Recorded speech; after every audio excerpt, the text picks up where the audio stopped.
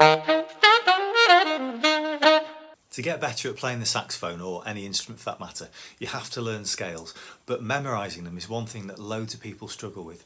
So I'm going to show you a really simple way to learn any major scale. But before I do that, just remind you to hit the subscribe button so you hear from me every time I bring out a new video.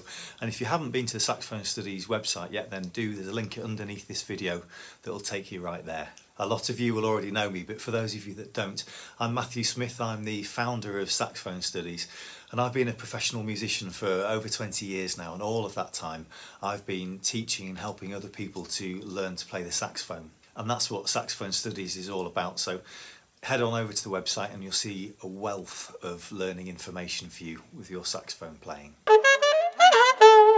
So to learn any major scale, there's three main things that you need to know, and the first one is this: that every major scale has to follow the musical alphabet. So if you don't know this already, the musical alphabet runs from A to G, so A, B, C, D, E, F, G. And any major scale follows the musical alphabet in that order. So for example, if you had a C major scale, you would start on a C and run C, D, E, F, G, A, B, C. And it's as simple as that. So knowing that musical alphabet is the first stage that you need to know to learn any scale. The second step, the second thing that you need to know, is the key signature of the scale. So that means what sharps or flats are in any particular scale. And to help you with that, all you need to do is go underneath this video and click on the link, and I'm going to give you a free PDF download, and in there I've written out the key signature, so the flats and sharps that go with every single major scale. So that's step two, solved really easily. You've just got a PDF download that you can use. And the third step, the third thing that you need to know, is how to play all of the notes. So if you don't know how to play a G sharp but you've got one in the scale, then it's a problem. So once again, I've got a really useful resource for you, and again, if there's a link underneath this video, if you click on it, it's saxophone finger positions. I've created a resource with an individual video for every single finger position on the saxophone, and that's from low B flat or A sharp all the way up to your top F sharp, and that can also be called G flat. So click on the link under the video and you can go straight to that as well.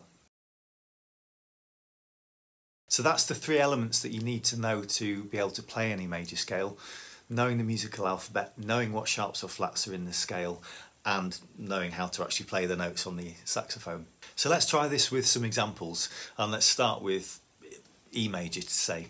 So first thing you need to do, your step one, is you need to go through the alphabet from E. So you've got E, F, G, A, B, C, D and E. So you've got your order of your notes. Second step, you need to check your PDF download to see what the key signature is, but just for speed I'm going to tell you what it is now. So there's 4 sharps in this key, and those sharps are F sharp, C sharp, G sharp and D sharp.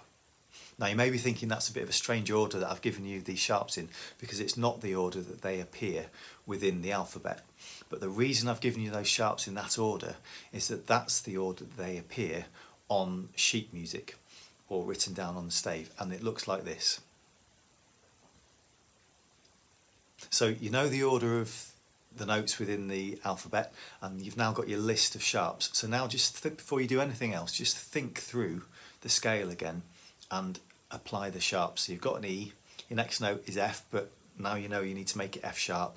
Your next note is G, again you need to make that G sharp, and then A, then B, C needs to become C sharp, and the D needs to become D sharp, and then you've got the E, and that gives you the full scale. I've just gone through that really quickly, but what I'd like you to do is just pause the video and think through that yourself.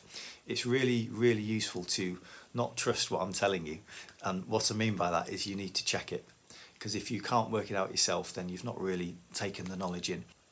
The next step I'd like you to do, again this is before you actually play it, and this is the step 3, and it's checking that you know all of the notes.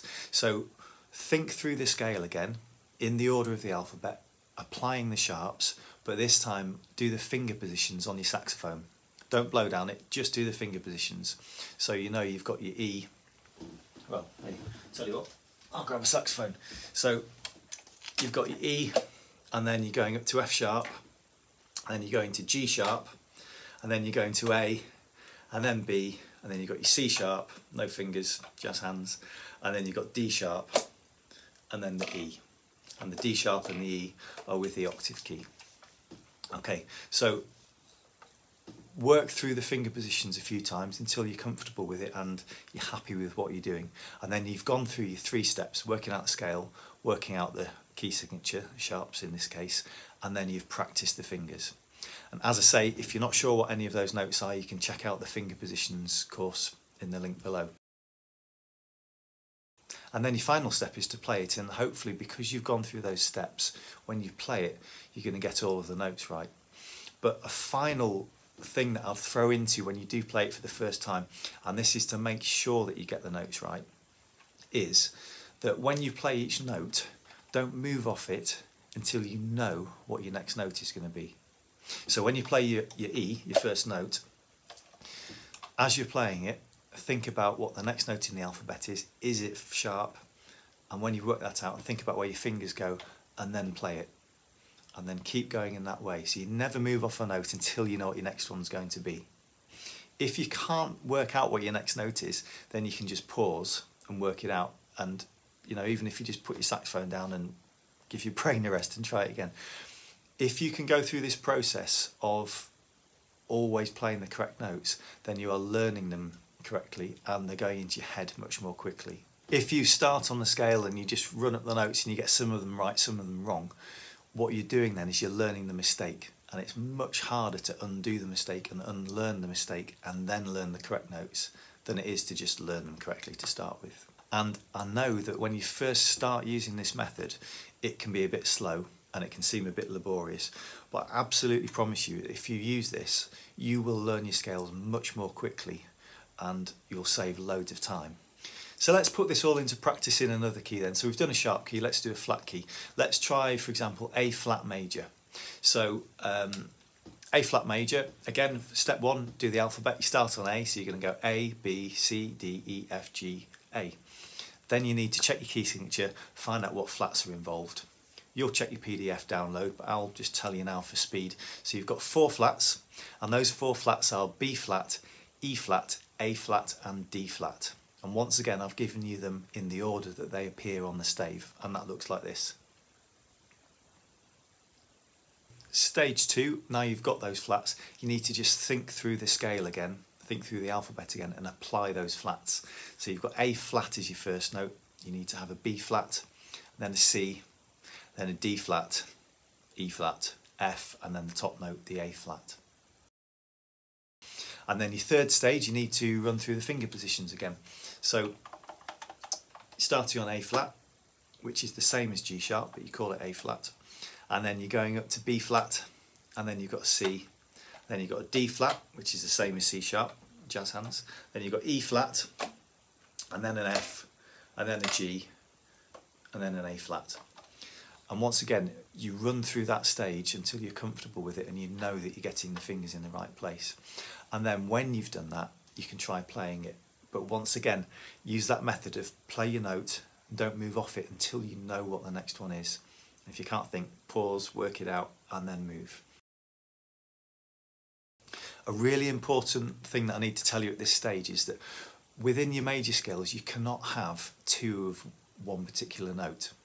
So for example, in your A flat major scale that we've just done, I called the D flat and not C sharp, because your scale has to follow the alphabet of A flat, B flat, C, D flat, E flat. You can't call the D flat C sharp because you've just had a C and you can't have it again. Okay, so I know a lot of people like to think in either flats or sharps, or they have certain notes they like to think of in as a sharp or a flat because it's easier. But actually, if you can think about the notes correctly, once again, this is one of these things that initially it can seem a bit harder and take a bit longer, but in the long run you're going to learn everything else much more quickly, and it's a lot less confusing as well, especially when you come to read pieces of music.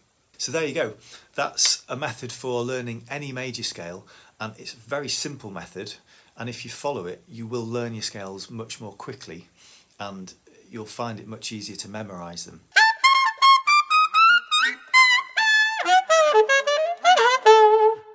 So don't forget to hit the subscribe button, and as I say, please feel free to head over to Saxophone Studies and check out some of the links underneath this video.